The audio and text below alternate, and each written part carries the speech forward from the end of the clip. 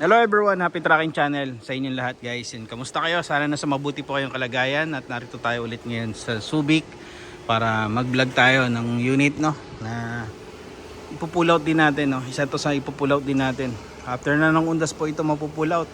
Yan, bubble top, double differential 6UZ1. Naalala nyo po ito na i-vlog ko to color blue, which is na kuha na nga po ni Boss Miggy. At Boss Miggy, congratulations sa truck nyo. Yan guys. Papakita ko sa inyo kung ano yung mga pinabago namin. Una sa lahat, syempre pintura, no? Pinapulirikod na po namin yan. Yan, chrome. Pinapintura na rin namin yung body. Before kasi low profile to, yun. Included na rin dun sa deal natin na gawing 11R, yung harap at likod. At ito guys, tong gulong na to, solid po tong gulong na to. Original po yan galing sa Japan, no? Dumating po yan na nakalagay sa loob ng wing van. Dapat kasi hindi kasi dapat papalitan ng gulong. Nag-request na ng hutayan na palitan ng gulong. Napakaganda ng gulong, napakakapal. Ganda. Ayan. So tapos dito pinapintura din namin, pinasilver na rin po namin yan. Ayan. Double differential, original molly pa siya, guys. Ayan. Ganda ng unit.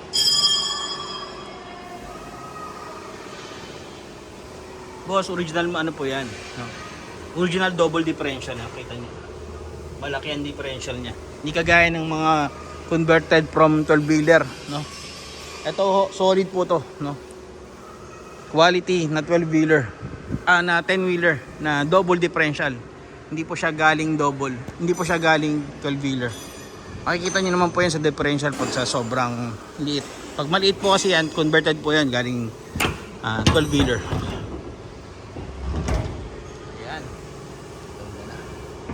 So may mga tinakpan kami doon eh, no? Maganda.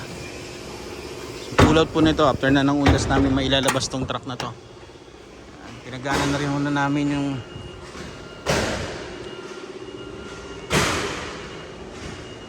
yan, LED. Additional na lang po kami dyan, running light.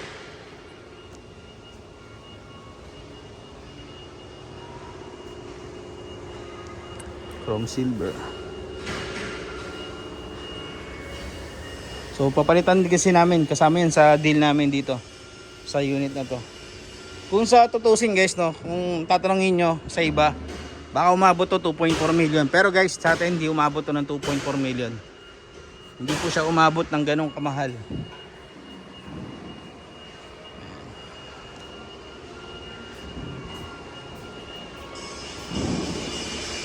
So yan, napakaganda. Umabot po kami. So, ayun guys, happy tracking channel everyone. Thank you. Bye-bye and God bless.